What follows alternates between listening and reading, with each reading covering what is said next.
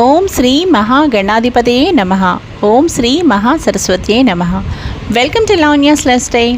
ఈరోజు వీడియో 2024లో అసలు గణేష్ చతుర్థి ఎప్పుడు ప్రారంభం, అలాగే తేదీ ఆ రోజు చూసేద్దాం. అలాగే చవితి తిథి ప్రారంభం మరియు ముగింపు సమయం ఈరోజు మనం ఈ వీడియోలో చూసేద్దామండి. వినాయక చతుర్థి స్థాపన శుభ సమయం కూడా చూసేద్దాం.